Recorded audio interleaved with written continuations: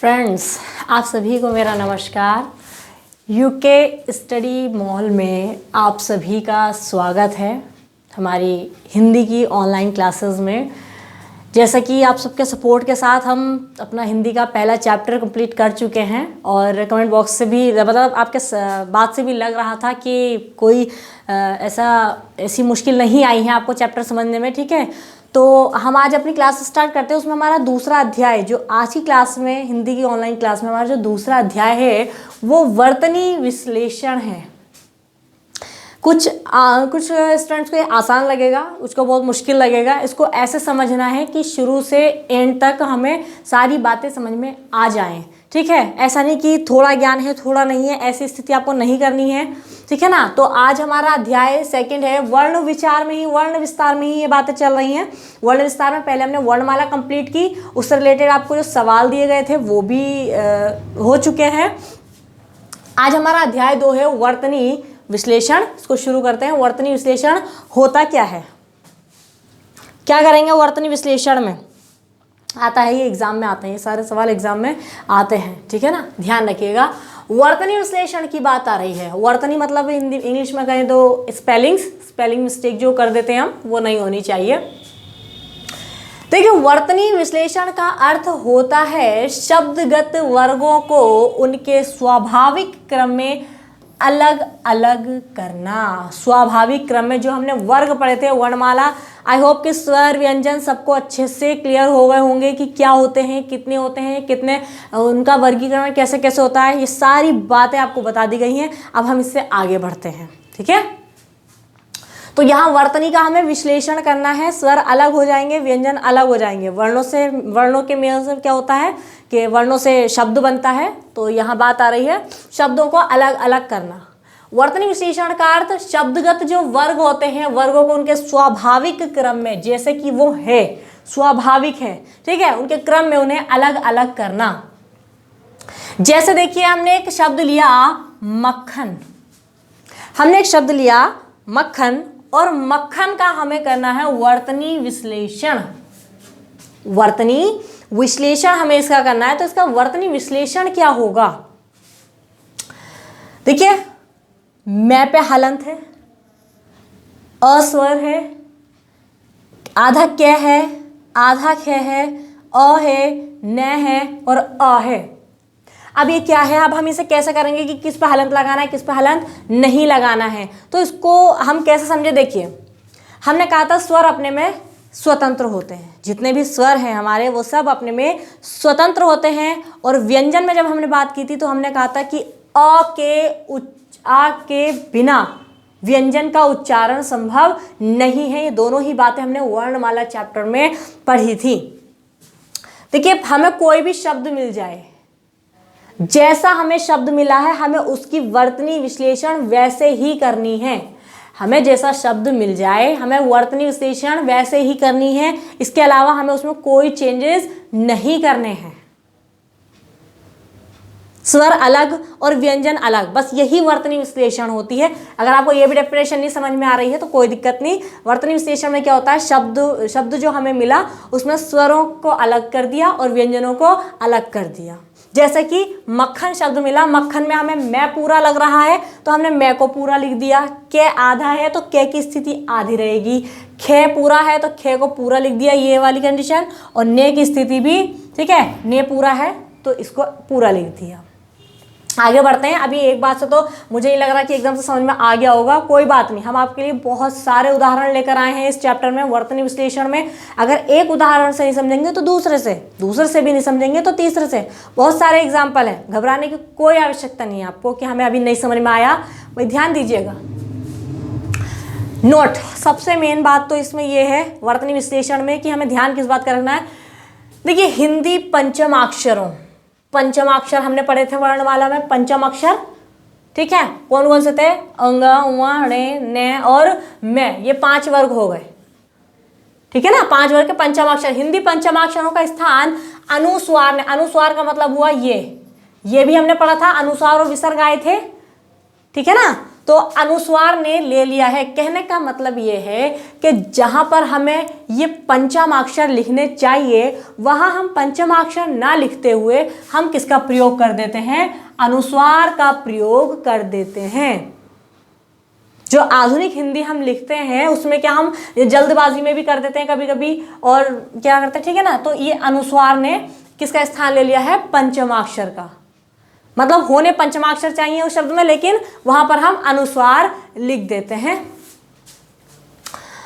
जल्दबाजी में। हिंदी के सरलीकरण में फॉर एग्जांपल हमसे कोई कहते हैं कि लिखिए कंधा, तो हम कंधा को क्या लिखेंगे, हम कंधा को कन और धा।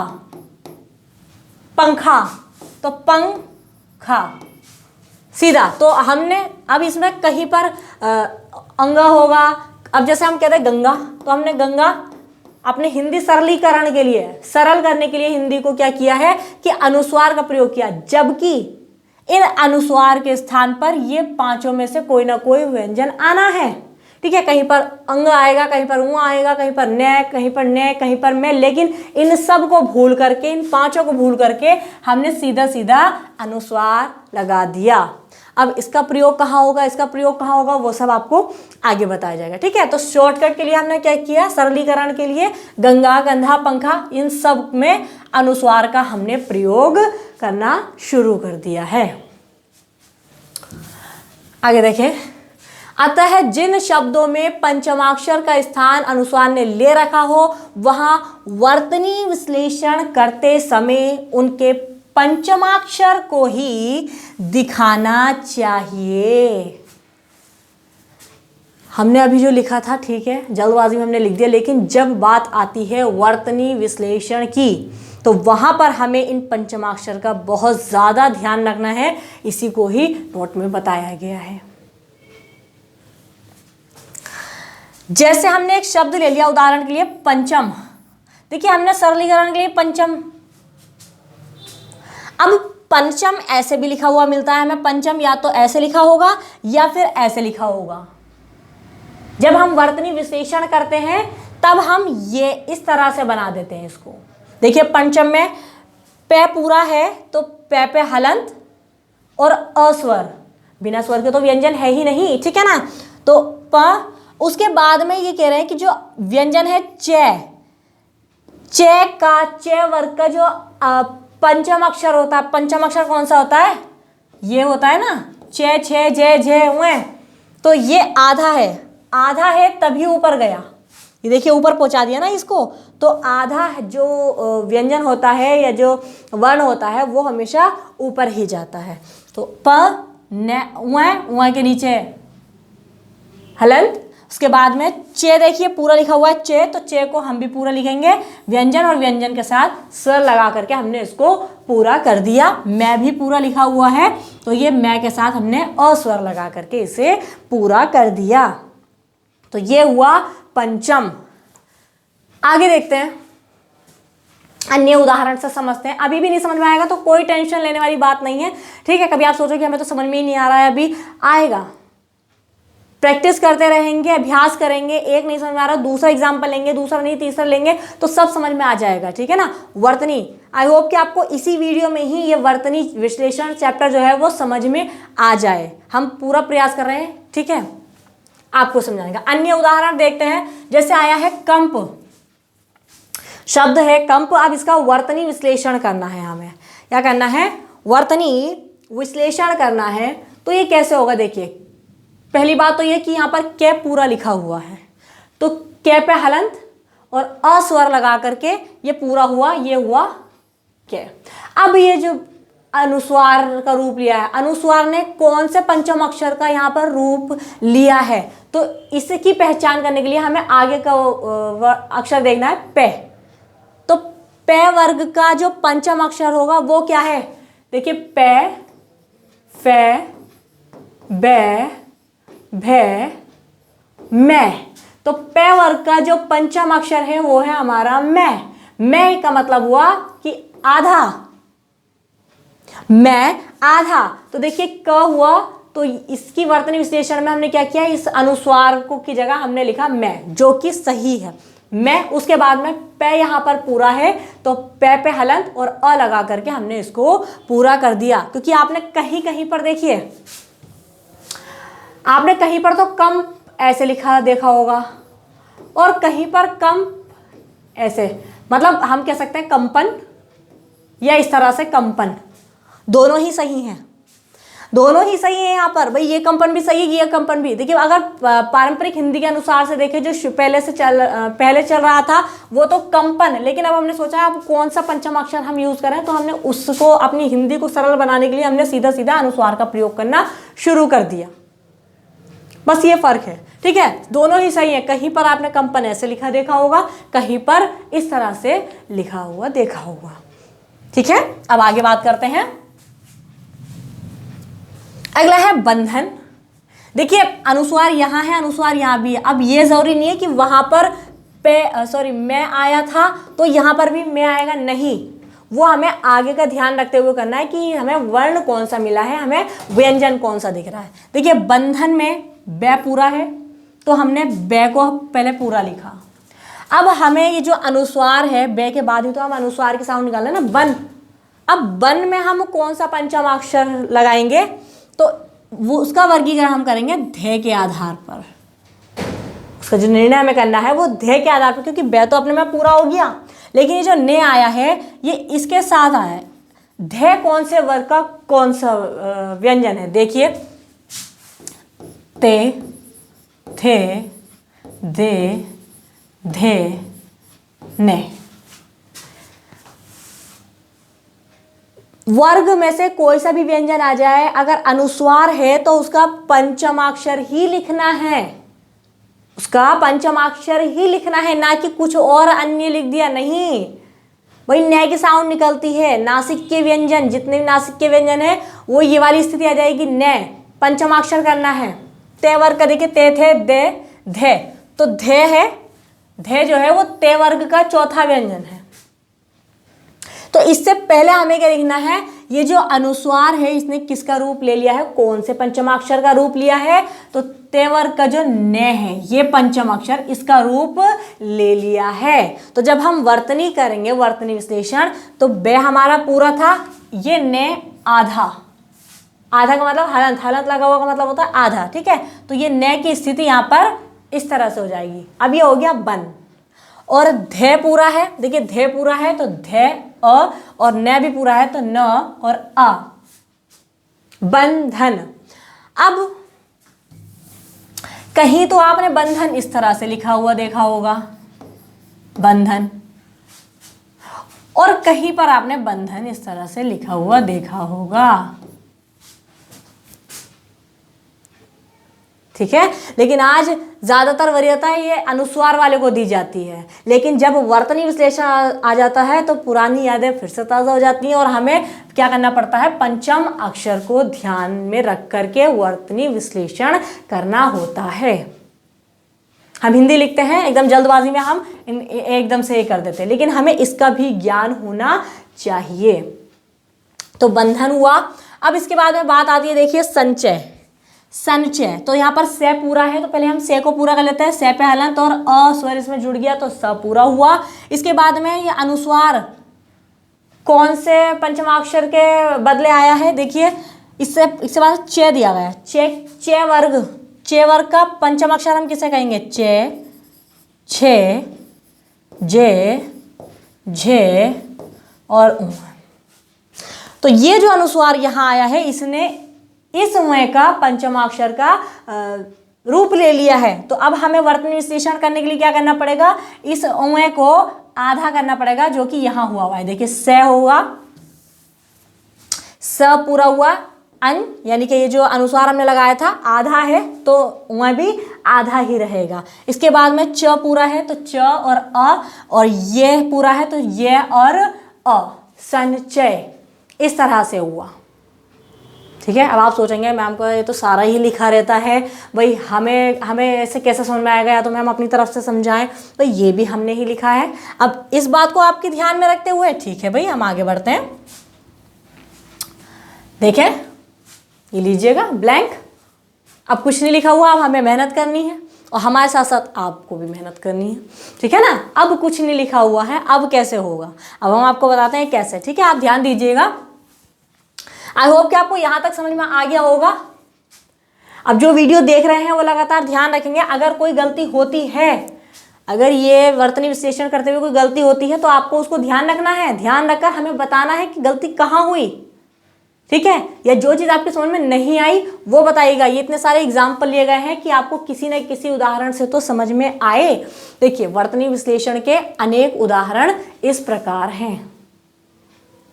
देखिए, बहुत ध्यान से देखना है इसको। शब्द है क्रम। अब क्रम की वर्तनी विश्लेषण हम कैसे करेंगे? तो पहली बात तो आ रही है क्रय, इसको तोड़ेंगे। क्या करेंगे? क्या को पूरा लिख दें यहाँ पर। क्या पूरा आएगा? क्या पूरा नहीं आएगा। क्या यहाँ पर पूरा नहीं है, आधा है, लेकिन ये जो रे लगा हुआ है ये यहाँ पर पूरा है। ये देखिए, क्र के आधा है, रे पूरा है और मैं की स्थिति भी पूरी है। मैं, ये हुआ क्रम। अगला देखते हैं धर्म। तो पहले धे को पूरा लिख लेते हैं हम। देखिए, धे पे हलंत। वर्तनी विश्लेषण करते समय एक बात का खास ख्याल रखिएगा कि जितने भी व्यंजन होते हैं, व्यंजन का मतलब है हल, सब पर हलंत होना चाहिए। अगर हलंत नहीं लगाएंगे, आप इस बात का ध्यान नहीं रखेंगे तो आप हिंदी को गलत कर देंगे, वर्तनी विश्लेषण गलत कर देंगे। वो क्यों? आप उसमें संधि ना कर दे कहीं। देखिए, धे, पहले धे पूरा लिखा हमने। आ पर कभी भी हलंत नहीं लगता, मतलब जितने भी स्वर हैं उन पर कभी भी हलंत नहीं लगता है भाई, वो अपने आप में स्वतंत्र है, वो सब आपको बता दिया गया था। ये धे हमने पूरा लिखा। अब ये जो रे है ऊपर, ध के बाद रे की साउंड निकाल दिया ना, धर्म, फिर मैं लास्ट में आएगा तो धर। अब रे को यहां पर क्या करेंगे? बहुत से इसमें पूरा कर देते हैं, ठीक है। जो हल्का होता है वो ऊपर जाता है, जो भारी होता है ना वो नीचे ही रहता है। ये देखिए, ये हल्का यानी कि आधा है, तभी तो ऊपर गया। तो धे रे, तो रे की स्थिति जो यहां पर है वो इस तरह से है, आधी, आधा है तभी ऊपर गया है, ठीक है। पूरा होता तो शायद नहीं जाता, नीचे ही रहता। तो धर्म और मैं यहां पर पूरा लिखा हुआ है, तो मैं पे हलंत और अ लगा करके ये पूरा हो गया। जब कभी एग्जाम में ऐसा शब्द आता है तो उसमें कुछ नहीं, बस ये हलंत, बिना हलंत वाला है पर ही आपको ध्यान देना होता है कि कौन सा बिल्कुल सही है। तो व्यंजन पे हमेशा हलंत लगता है, हलंत वाला ही व्यंजन होता है, ठीक है ना। धर्म, कीर्ति। अब बहुत से क्या करते हैं, कई स्टूडेंट्स को ऐसा देखा गया, हालांकि अब ऐसा नहीं होना चाहिए। और बहुत से कीर्ति के लिए क्या करेंगे, ये हुआ की और ये हुआ ई, कीर्ति। नहीं, ये तो आपने गलत कर दिया है, तो संधि हो गई भाई। जब दो स्वर एक साथ होते हैं तो वहां पर संधि हो जाती है। ऐसा नहीं करना। बहुत से ये सोचेंगे कि ये तो सब में ही लगना है, नहीं। स्वर आपके कितने थे? 11 थे ना, तो 11 में से जैसी साउंड है, जैसी मात्रा लगी हुई है, आपको वही स्वर का तो प्रयोग करना है। अब सब में आ का क्या मतलब हुआ? तो यहां पर ये सही नहीं है, यहां ये गलत है। देखिए, कीर्ति, के में ऑन लगा हुआ नहीं, करती नहीं है, ये कीर्ति है। तो के में आपको स्वर कौन सा लगाना है? ई, बड़ी ई, की। रे आधा है तभी ऊपर गया, तो यहां पर रे आधा, कीर, कीर। और ती में पहले ते की आवाज आ रही है, ते आधा हलंत, ठीक है। और छोटी की मात्रा है तो हम यहां पर छोटी ई लिखेंगे। भाई ये भी तो स्वर में पढ़ा था, ये भी तो स्वर में पढ़ा था। तो जैसी मात्रा होगी वही स्वर हमें लगाना है। स्वर मात्राओं का भी तो काम करते हैं, ठीक है, मात्राएं लगाने का कार्य करते हैं। अब देखिए, अक्सर क्या होता है, रे और री में स्टूडेंट फर्क नहीं करते, इसमें बहुत बड़ा फर्क होता है। भाई ये व्यंजन में जा रहा है और ये स्वर में जा रहा है। कभी कभी इस रे को री बना देते हैं और इस री को रे बना देते हैं, ऐसा अब नहीं करना है। इस पर थोड़ा बहुत बड़ा अंतर है, इस पर ध्यान दीजिएगा। इसीलिए ये शब्द लिया गया है पृथ्वी। अब देखिए, पे। अब यहां क्या करेंगे, पे के साथ क्या अ लिख दें, छोटा अ लिख दें? नहीं ना। पृथ्वी, देखिए ये जो री बना हुआ है, री, हम पृथ्वी तो नहीं कह रहे हैं, पृथ्वी होता है। पृथ्वी का मतलब है कि ये जो री से ऋषि हमने लिखा है, इसका ये भाग, ये वाला दिखा देते हैं दूसरे पेन से। देखिए ये वाला भाग जो है, ये री से ऋषि की पहचान कराता है। अगर ऊपर लिखा गया है, ये हम ऐसे करके लिख दें, तो ये रे का रूप ले लेता है, इस रे का रूप, वो भी आधा। लेकिन जब ये कंडीशन आती है किसी व्यंजन या वर्ण के नीचे लगा हुआ होता है, जैसे हम कर दें क्या के नीचे हमने लगाया ऐसे करके, तो इस वक्त जो ये है, ये कृषि बोलेंगे ना, कृषि। देखिए पूरा अगर हम कहते हैं कृषि या कृषक, तो कृषि तो नहीं कह रहे हैं, रे तो नहीं बोल रहे ना, री बोल रहे ना, कृषि। तो क्री में री स्वर लगा हुआ है, रे नहीं बनाएंगे, इसको रे नहीं बनाना है, ये गलत है। ये जो होता है व्यंजन के नीचे, ये री होता है, री से ऋषि स्वर। ठीक है, तो देखिए यहां पर री, प्री, ये भी तो स्वर है, तो अस्वर लगाने की तो आवश्यकता ही नहीं है हमें यहां पर। ठीक है ना, पे व्यंजन हुआ और स्वर, उसके बाद में प्री। देखिए थे आधा है, तो थे पे हम अ नहीं लगाएंगे, सिर्फ इतना लिखेंगे। आधे का मतलब हलंत लगा दीजिए, वो पहचान हो जाएगी कि थे आधा है। पृथ,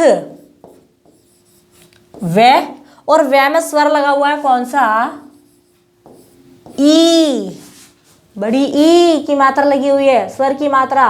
तो पृथ्वी, पृथ्वी। अगला देखिए शशांक, मैं थोड़ा ऊपर लिख देती हूँ, ठीक है ना, ध्यान रहेगा। शशांक में देखिए श, पहले तो श पूरा लिखा हुआ है, तो हम इसको पूरा लिखेंगे श। अगला देखिए शाह, श, शाह। अब क्या स्थिति आएगी, शशांक, यहां पर फिर अनुस्वार। अब अनुस्वार ने किसी ना किसी पंचमाक्षर का तो रूप लिया होगा, हम कैसे पहचान करेंगे कौन सा पंचमाक्षर है? घबराने वाली बात नहीं है। देखिए श हमने लिख दिया, शा लिख दिया, बचा क्या, कै। तो जो कै वर्ग का जो पंचमाक्षर होगा, बस उसी का रूप हमारे इस अनुस्वार ने ले लिया है। ठीक है, तो देखिए देखते हैं यहां पर कै, खे, गे, घे, अंग, मतलब कै वर्ग का पंचमाक्षर। बस अगर अनुस्वार है, ठीक है, तो अनुस्वार की जगह हमें ये लिखना है, वो भी आधा। तो यहां पर शशा हो गया, ठीक है, शशा के बाद ये लिखेंगे अंग, और ये हलंत लग गया इस पे, क्योंकि आधा था तभी ऊपर गया, हलंत लग गया शशांक, और ये स्थिति आ जाएगी के पूरा लिख दिया जाएगा शशांक, शशांक। शशांक का मतलब चंद्रमा, शशांक का मतलब होता है चंद्रमा, चंद्रमा का पर्यायवाची होता है शशांक। ठीक है, क्रम आप जानते हैं, धर्म, कीर्ति, पृथ्वी। कीर्ति जो है वो अच्छे में जाता है, गुड सेंस में जाता है। पृथ्वी हुआ, शशांक। इतना समझ आया या और एग्जाम्पल लेने हैं? चलिए और एग्जाम्पल भी ले लेते हैं, ठीक है ना। बस आपको समझ में आने से मतलब है। आगे देखिए,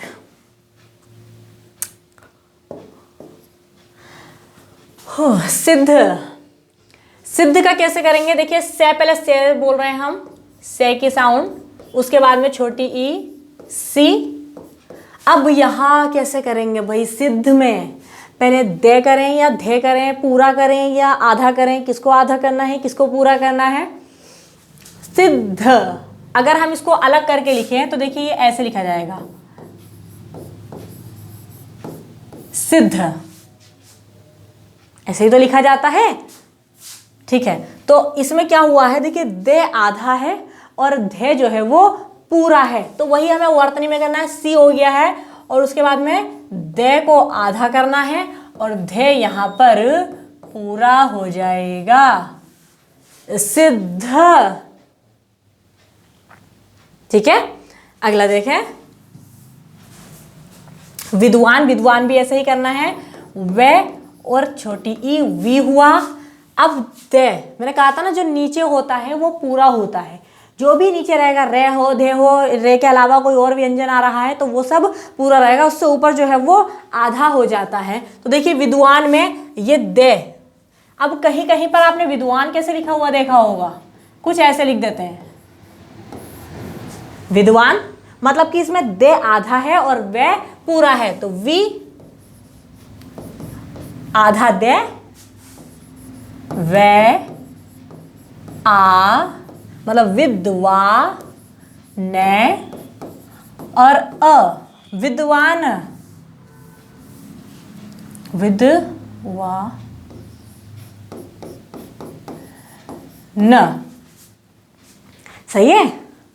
आगे देखें, आशीर्वाद। ये देखिए ये एग्जाम में बहुत ज़्यादा पूछा जाता है कि आशीर्वाद को शुद्ध कैसे लिखते हैं। कुछ लोग रे कहीं पर शी पे लगा देते हैं, कोई वै पे लगा देते हैं, नहीं, आशीर्वाद जैसा बोल रहे हैं वैसे ही तो लिखना है। देखिए आशीर्वाद, तो शी के बाद रहे तो जो अगला व्यंजन आना होता है, वर्ण आना होता है, उसके ऊपर लगाया जाता है, और मात्रा है तो मात्रा पर लगाया जाता है। आशीर्वाद, इसकी शुद्ध वर्तनी यही है, ठीक है ना। तो देखिए आशीर्वाद को हम लिखते हैं, आ तो हमारा खुद ही एक स्वर हो गया आ।